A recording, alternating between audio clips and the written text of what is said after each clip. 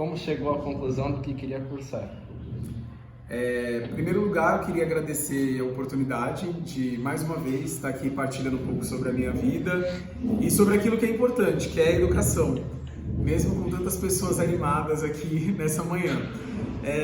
Na realidade, quando eu falo de curso de filosofia, não fui eu que escolhi a filosofia, eu sempre costumo dizer que foi a filosofia que me escolheu.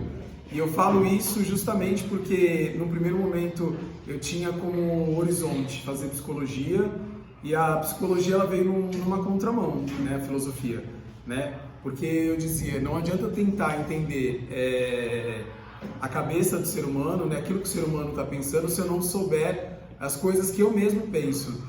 Então a filosofia ela veio nesse intuito, né, de fazer, se colocar num movimento de pensar sobre a vida, sobre a minha vida, sobre as circunstâncias, sobre o estar e estar com outras pessoas. Você achou difícil a comunicação com os alunos na pandemia?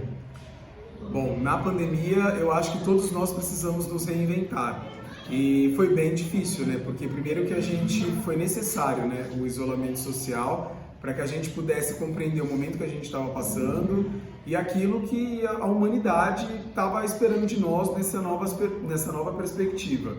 Então, o contato com os alunos foi bem, eu acho que na realidade foi um desafio para nós. A gente reaprendeu a saber se relacionar como seres humanos, como pessoas.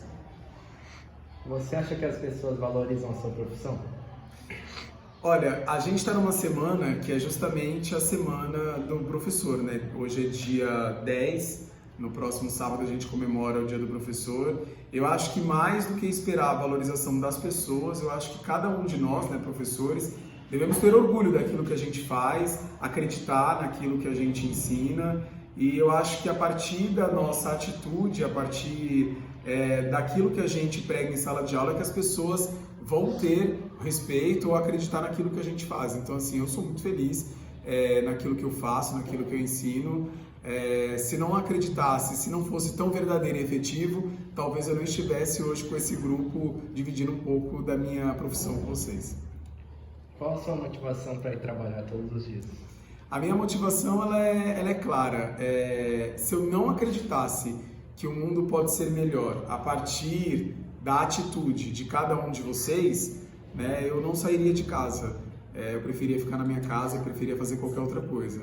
Então eu acho que o mundo ele pode ser melhor a partir da reflexão e da atitude pessoal de cada estudante hoje, amanhã, cidadão, né, pessoa que vai estar aí fazendo a construção dessa nossa sociedade. Você trabalha com qual faixa etária? Hoje eu trabalho no ensino privado, né, com alunos dos anos finais do ensino fundamental, e na rede estadual eu trabalho com alunos dos anos iniciais até o ensino médio. Na sua opinião, mudou alguma coisa depois da pandemia na sua área? Mudou bastante coisa, né? A questão das relações, elas mudaram. A gente vê uma grande defasagem no ensino desses alunos que são frutos, né, da pandemia. Eu acho que a profissão docente ela mudou muitas coisas, aperfeiçoou outras, ferramentas que a gente não tinha conhecimento, a gente meio que foi forçado a descobrir essa nova ferramenta. Ela nos ajudou muito, né? Da mesma forma que ela deu um hiato, né, deu uma separação, ela também possibilitou que a gente se aproximasse de outras plataformas e colocasse as metodologias ativas, que é algo que a gente tanto coloca como uma coisa nova para a gente vivenciar e permanecer e aperfeiçoar. Você acha que a filosofia é uma área que bastante gente quer seguir? Se eu acho que a filosofia é uma área que bastante quer seguir, eu acho que não. Antes, quando eu fazia filosofia, eu tinha uma ideia que a filosofia ela era uma área muito egoísta. Em que sentido? Que a pessoa que faz filosofia, ela faz filosofia porque ela acredita, porque ela pensa sobre várias circunstâncias e acabava sendo um saber somente daquela pessoa. Mas o saber e a vida, eu acredito que a vida ela serve para ser compartilhada e o conhecimento ele não serve para ser uma coisa egóica, fechada nela mesma.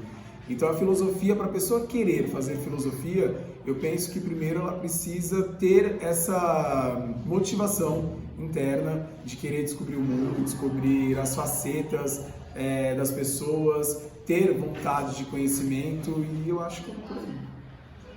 A tecnologia facilita algo na sua profissão? Ah, total. Hoje em dia a gente não consegue se ver se a gente não tiver mais com a tecnologia em mãos. Então hoje é uma necessidade, uma ferramenta de necessidade a gente ter a tecnologia ao nosso favor.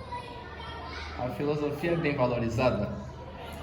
Se a filosofia ela é bem valorizada? Olha, a filosofia, se a gente for parar para pensar, é um saber, né? É um tipo de conhecimento que é o primeiro, né, da humanidade. Né? Quando a gente para pensar na educação, foi uma das primeiras disciplinas a existirem na humanidade, então ela tem o seu valor como processo de reflexão. Se a gente consegue refletir hoje, é graças também à filosofia que nos ajuda a entender como a gente compreende a nós mesmos, o mundo, a humanidade, as pessoas, as relações, os afetos e até mesmo o nosso saber escolar.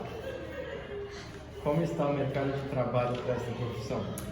Olha, para a profissão professor, o mercado de trabalho ele é sempre vasto. Agora, como professor de filosofia, nós temos, e agora com essa nova guinada do ensino médio, a gente tem não somente a área da filosofia, mas a gente tem a área das humanidades, né, que é uma expansão da oferta e da possibilidade de trabalho.